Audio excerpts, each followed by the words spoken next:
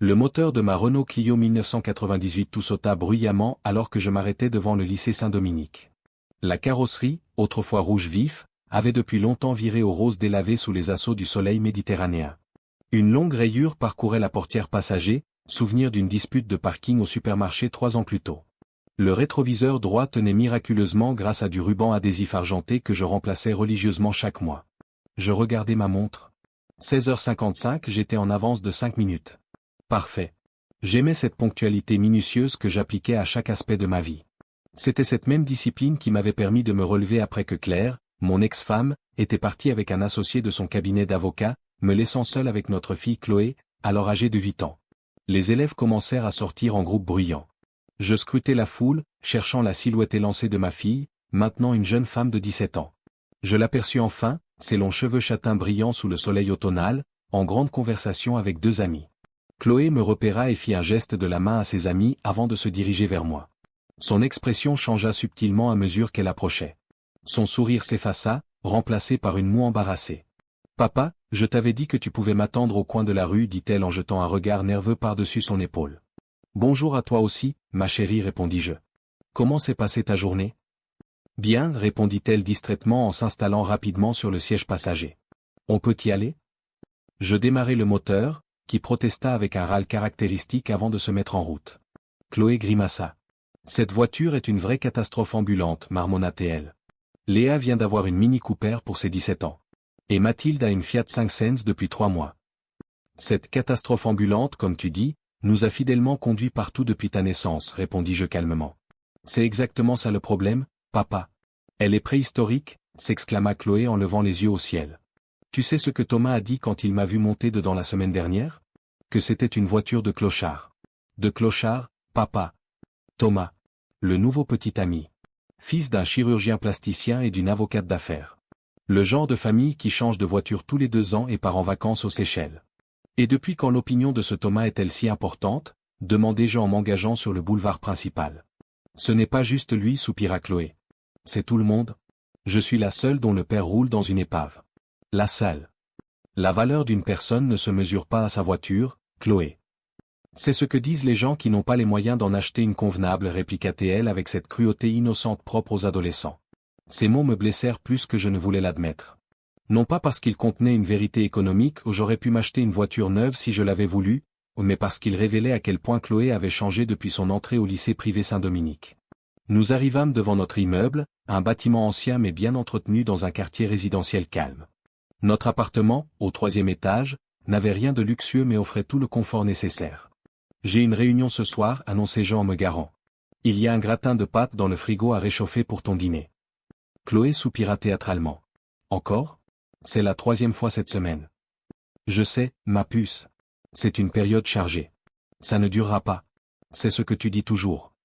Dans l'appartement, Chloé fila directement dans sa chambre. Je préparai rapidement un café et vérifiai mes emails. 57 nouveaux messages depuis ce matin. À 18h30 précise, on sonna à la porte. Je l'ouvris pour découvrir Antoine, mon associé et ami de longue date. Prêt pour le grand soir ? Demanda-t-il avec un sourire nerveux. Aussi près qu'on peut l'être, répondis-je en attrapant ma veste. Chloé, appelai-je, je pars maintenant.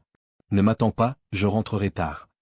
Elle apparut dans l'encadrement de sa porte, écouteurs autour du cou. D'accord. Il y a de l'argent sur le comptoir si tu veux commander une pizza, ajoutai-je. Un éclair d'intérêt traversa son visage. Vraiment ? Vraiment, confirmai-je avec un sourire. Considère ça comme une excuse pour mes absences répétées.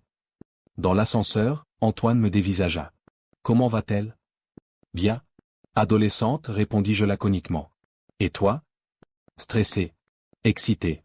Terrifié. L'habituel mélange avant une soirée comme celle-ci. Antoine hocha la tête, compréhensif. Tout va bien se passer. On a traversé pire. Oui, nous avions traversé pire. Des moments où tout semblait perdu. Des nuits à recalculer des projections financières jusqu'à en avoir la nausée. Des réunions avec des investisseurs sceptiques. Des problèmes techniques qui semblaient insolubles. Tu crois qu'on devrait lui dire ? Demanda soudain Antoine alors que nous montions dans sa BMW série 5. À Chloé ? Pas encore. Attendons d'être sûrs. On pourrait être fixé ce soir même, insista-t-il. Justement. Si ça se passe mal, je préfère qu'elle ne sache rien. Elle a déjà assez de pression avec ses examens qui approchent. Antoine acquiesça, respectant ma décision comme toujours quand il s'agissait de ma fille. Il démarra la voiture, son moteur ronronnant discrètement, et nous nous dirigeâmes vers le centre-ville, là où notre destin attendait d'être scellé. La voiture d'Antoine glissait silencieusement dans les rues de Lyon, contrastant cruellement avec les protestations mécaniques de ma vieille Clio. Les lumières de la ville se reflétaient sur la carrosserie impeccable, et je ne pouvais m'empêcher de penser à la remarque de Chloé. Une voiture de clochard. Ces mots résonnaient encore, mêlés d'un sentiment d'injustice que je ne pouvais partager avec personne, pas même avec elle. Tu es bien silencieux, remarqua Antoine en s'engageant sur les quais de Saône. Je réfléchis à la présentation. J'ai l'impression qu'on a oublié quelque chose. C'était un mensonge, bien sûr. Notre présentation était parfaite, révisée des dizaines de fois, anticipant chaque question potentielle. Mais je ne voulais pas admettre que les commentaires d'une adolescente sur ma voiture pouvaient m'affecter autant. On a tout couvert, me rassura Antoine. Les projections financières, le plan d'expansion, les brevets en cours. Meilleur investissement serait fou de passer à côté d'une telle opportunité. Je hochai la tête, essayant d'absorber son optimisme. Antoine avait toujours été le visionnaire enthousiaste de notre duo, tandis que j'incarnais la rigueur pragmatique. Cette complémentarité avait fait notre force depuis notre rencontre à l'école d'ingénieurs, 20 ans plus tôt. J'espère que Vernier sera réceptif cette fois, dis-je, faisant référence au directeur des investissements du groupe qui nous avait déjà éconduits 2 ans auparavant. Il le sera, affirma Antoine avec cette confiance inébranlable qui le caractérisait. Notre valorisation a triplé depuis. Et le prototype fonctionne maintenant. Le prototype. Notre création. Le fruit de cette année de travail acharné, d'échecs, de recommencement. Un système révolutionnaire de purification d'eau utilisant une technologie de nanofiltration que nous avions développée. Compact, économe en énergie, et surtout, abordable pour les régions les plus défavorisées du globe. Tu te souviens de notre premier prototype ? Demanda Antoine, un sourire nostalgique aux lèvres. Comment l'oublier ? Il a inondé tout mon garage et court-circuité le système électrique de l'immeuble. Nous éclatâmes de rire simultanément, relâchant momentanément la tension. Ces souvenirs partagés étaient notre ciment, la fondation sur laquelle nous avions bâti Aquapur, notre entreprise qui oscillait constamment entre promesses brillantes et gouffres financiers depuis sa création. Chloé avait quoi, 10 ans, poursuivit Antoine.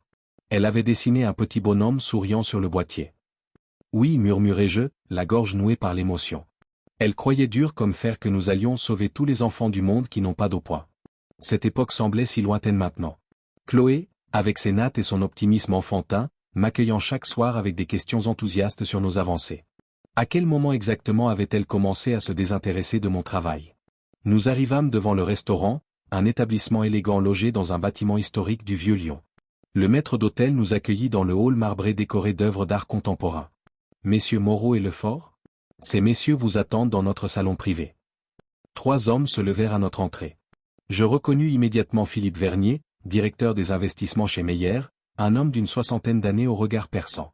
À ses côtés se tenaient 2 hommes plus jeunes que je n'avais jamais rencontrés. Messieurs, bienvenue, nous accueillit Vernier avec une poignée de main ferme.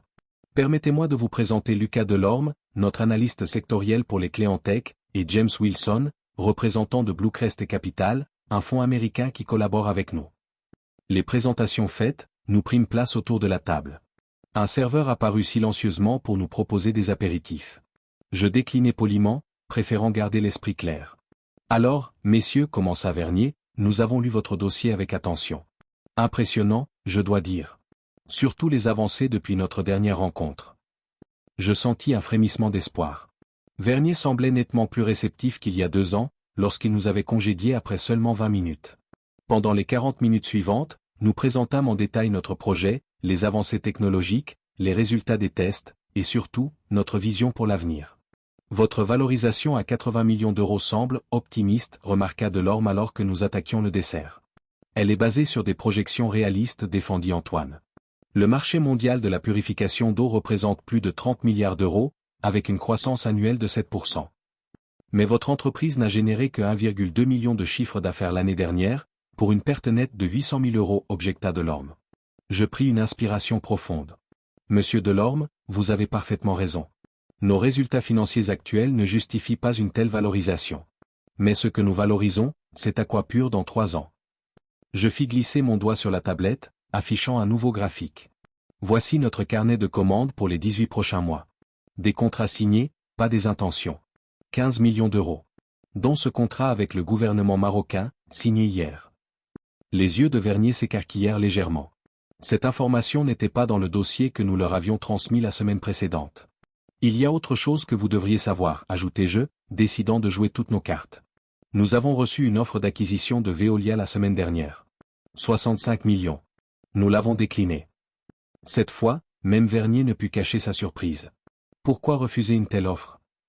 Parce que nous croyons en notre vision indépendante, répondis-je simplement. Parce que nous ne voulons pas voir notre technologie devenir un simple produit dans un catalogue, avec les restrictions d'accès que cela implique. Et parce que nous savons que dans 2 ans, ce n'est pas 65 millions qu'Aquapur vaudra, mais bien plus. À 23h15, alors que le restaurant se vidait, Vernier consulta discrètement sa montre. Messieurs, cette soirée a été extrêmement instructive, conclut-il. Nous allons bien sûr devoir discuter en interne, mais je peux vous dire que votre projet nous intéresse sérieusement. Quand pouvons-nous espérer une réponse? Demanda Antoine. Disons, d'ici la fin de la semaine prochaine, proposa Vernier. Dans la voiture du retour, Antoine était extatique. Je crois qu'on les a convaincus. Peut-être, tempérai-je, fidèle à ma nature prudente. Wilson semblait enthousiaste. Vernier, plus réservé. En rentrant chez moi, je trouvais Chloé encore éveillée, travaillant sur son ordinateur. Comment s'est passée ta réunion? Demanda-t-elle. Bien, je crois, répondis-je, touché par son intérêt inattendu. On saura bientôt si ça a porté ses fruits. Elle hocha la tête, puis hésita un instant avant de dire, « Papa, je suis désolé pour ce que j'ai dit sur la voiture tout à l'heure. C'était méchant et injuste. » Sa sincérité me prit au dépourvu. « Ne t'en fais pas, ma puce. Je comprends que ce n'est pas facile d'avoir un père qui roule dans une catastrophe ambulante, plaisantai-je. C'est juste que parfois, j'aimerais qu'on soit comme les autres familles, avoua-t-elle, les yeux baissés.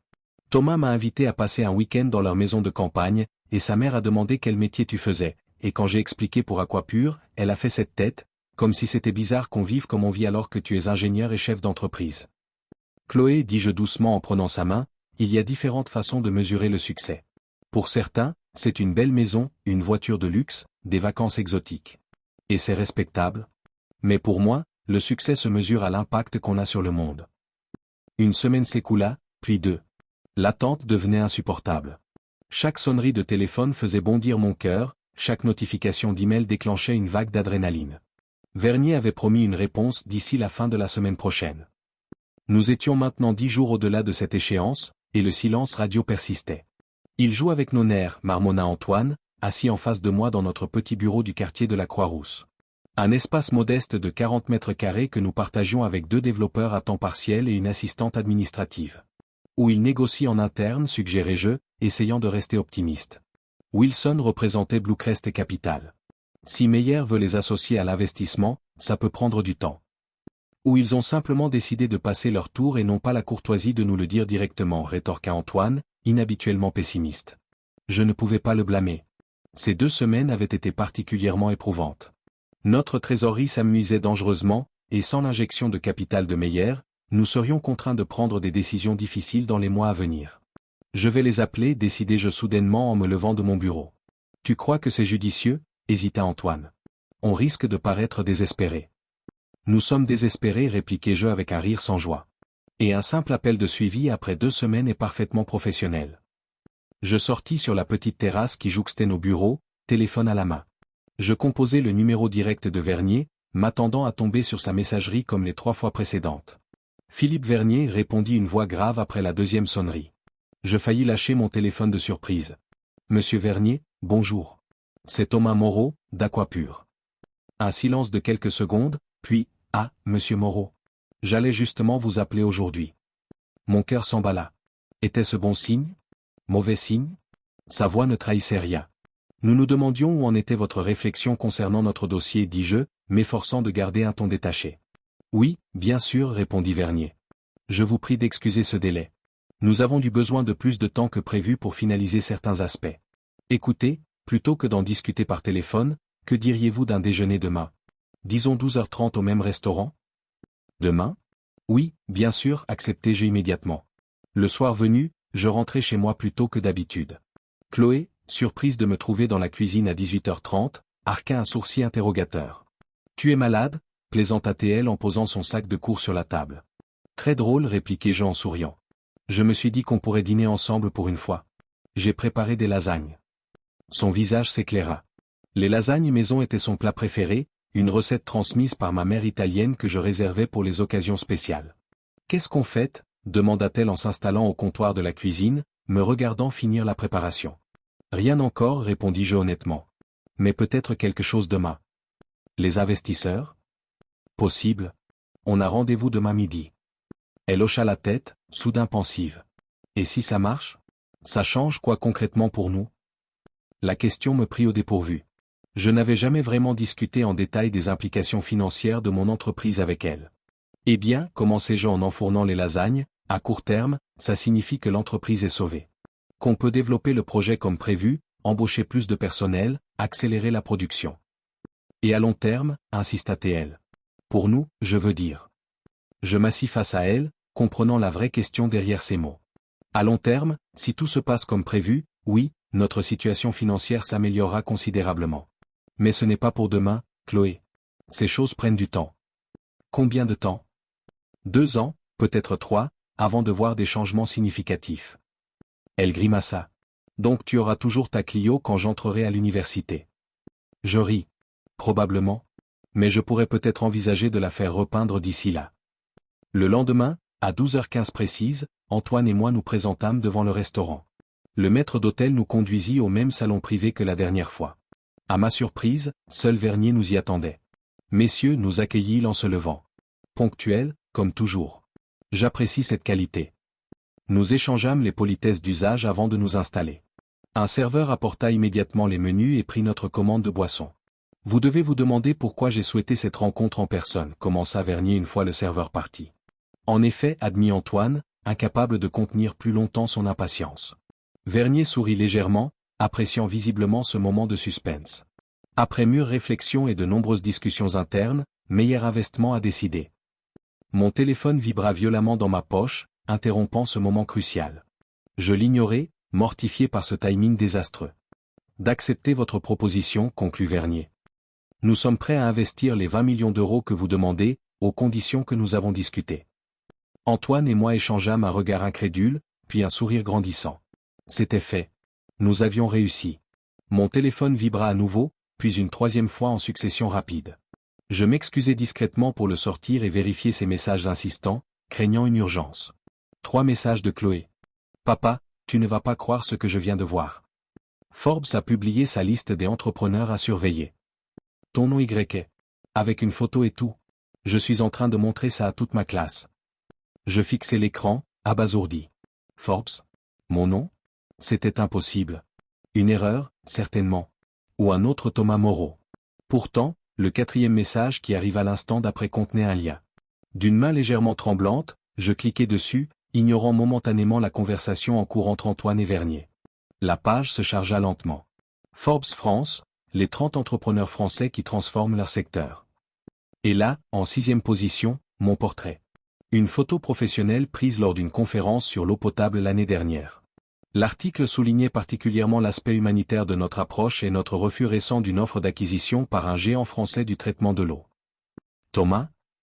La voix d'Antoine me ramena à la réalité. Tout va bien? Je relevai la tête, encore sous le choc. Forbes vient de me mentionner dans leur liste des entrepreneurs à surveiller. Ah, sourit Vernier, pas du tout surpris. Oui, j'ai vu ça ce matin.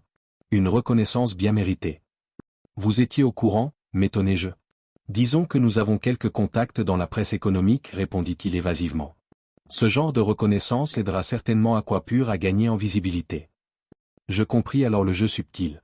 Meyer Investment avait probablement suggéré mon nom à Forbes, préparant déjà le terrain médiatique pour leur nouvel investissement. À la sortie du restaurant, je pris un taxi jusqu'au lycée Saint-Dominique. Les cours allaient bientôt se terminer. Je m'installai sur un banc face à l'entrée principale. À 16h, la cloche sonna et les élèves commencèrent à sortir. Je repérai rapidement Chloé, entourée comme toujours de ses amis. Elle me vit presque immédiatement et s'excusa auprès de son groupe pour courir vers moi. Son visage rayonnait d'une excitation que je n'avais pas vue depuis longtemps. « Papa !» s'écria-t-elle en se jetant dans mes bras, indifférente au regard des autres élèves. « Tu es dans Forbes ?»« Forbes ?» Je la serrai contre moi, son enthousiasme contagieux effaçant toute trace de fatigue et de stress accumulés ces dernières semaines. « Oui, apparemment, confirmai-je avec un sourire.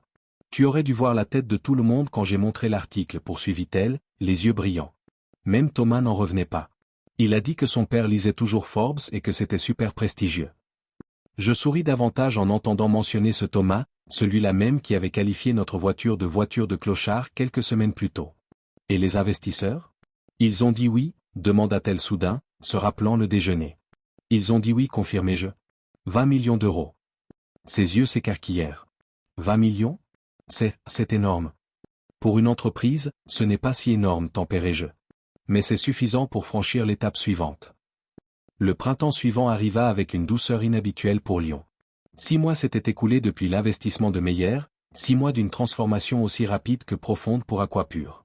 Notre petit bureau de la Croix-Rousse n'était plus qu'un souvenir. Nous occupions désormais un étage entier d'un immeuble moderne dans le quartier de la Pardieu, avec des espaces lumineux, des salles de réunion vitrées, et une vingtaine d'employés s'affairant dans une atmosphère d'effervescence créative. Ce matin-là, je contemplais la ville depuis la baie vitrée de mon nouveau bureau, une tasse de café à la main. Lyon s'éveillait doucement sous un ciel d'un bleu limpide, promesse d'une journée ensoleillée. Mon téléphone vibra sur la table de travail en bois clair, un message d'Antoine. Réunion avec l'équipe marketing à 9 heures. Tu as vu les derniers visuels? Je souris. Antoine s'était naturellement glissé dans le rôle de directeur marketing et commercial, laissant la direction technique et la vision stratégique entre mes mains. À 9 heures précises, je rejoignis la salle de conférence principale où l'équipe était déjà rassemblée. Antoine, debout devant un grand écran tactile, présentait les nouvelles maquettes pour notre campagne internationale. Vers midi, Sophia, ma nouvelle assistante, frappa discrètement à ma porte. « Monsieur Moreau, votre fille est ici. » Je relevai la tête, surpris. « Chloé ? Fais-la entrer, bien sûr. » Ma fille apparut, rayonnante dans une robe printanière, un sac en bandoulière sur l'épaule. Ses cheveux étaient relevés en un chignon décontracté, et elle portait des lunettes de soleil qu'elle remonta sur sa tête en entrant. « Surprise !» lança-t-elle en s'avançant pour m'embrasser. « Quelle bonne surprise !» répondis-je sincèrement. « Tu n'es pas censé être en cours à cette heure-ci ?» Elle s'installa dans le fauteuil face à mon bureau. Semaine d'orientation universitaire. J'ai visité la faculté de droit ce matin, et celle de sciences politiques cet après-midi. Ah oui, c'est vrai, me rappelai-je. Le baccalauréat approchait à grands pas, et avec lui, les choix cruciaux pour son avenir. Et alors, premières impressions?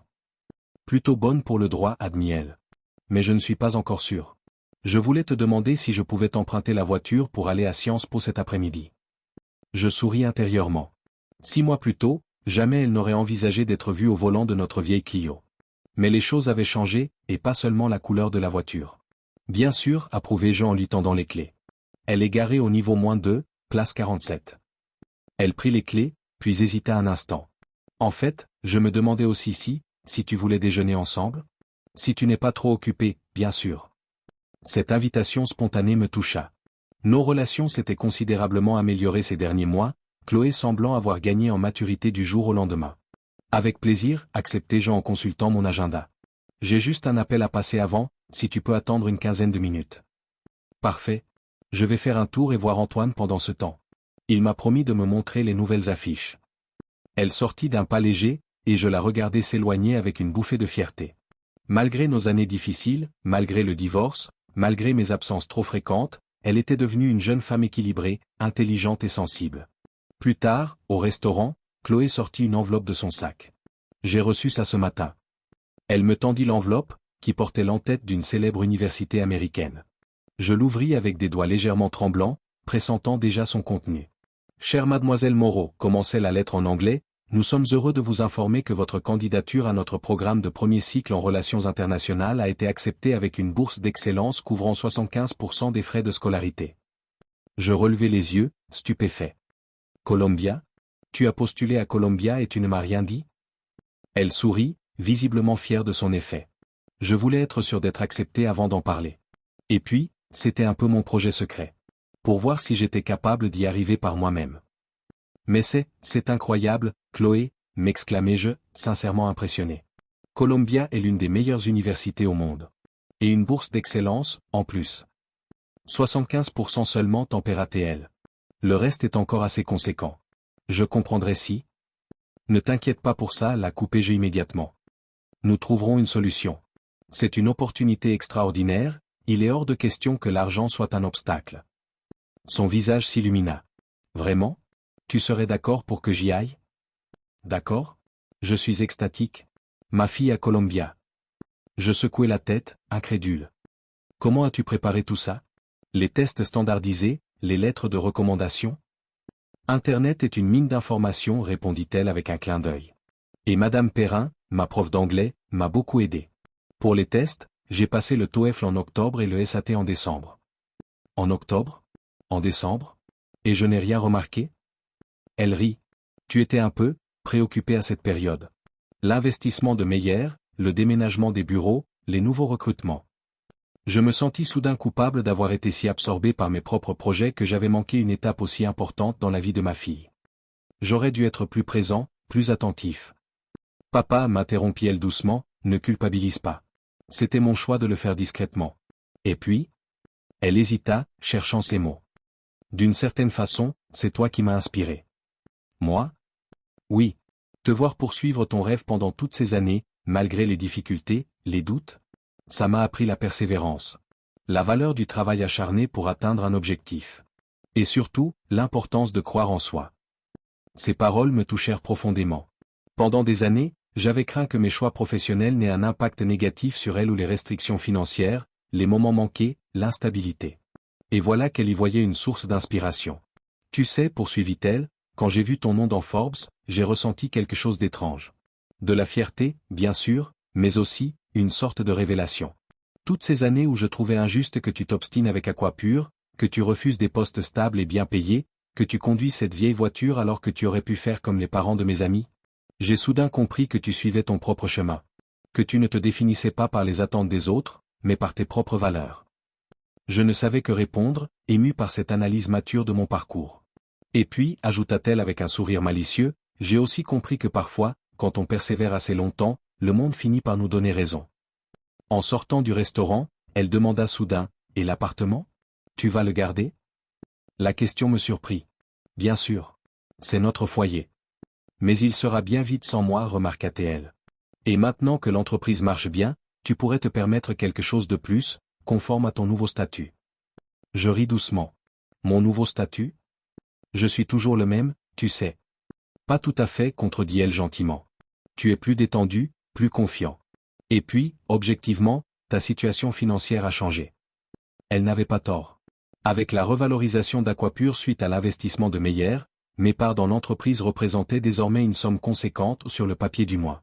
En rentrant au bureau, je regardais par la fenêtre notre vieille Clio bleu nuit s'éloigner avec Chloé au volant. Cette voiture, autrefois source de honte pour ma fille, était maintenant presque un objet de fierté ou un symbole de notre parcours, de nos valeurs, de notre histoire commune. La vie était pleine de surprises. Qui aurait cru, lorsque Chloé se moquait de ma vieille voiture délavée, que quelques mois plus tard, tout aurait changé. Pas seulement notre situation financière ou ma reconnaissance professionnelle, mais plus profondément, notre relation, notre compréhension mutuelle, notre respect l'un pour l'autre.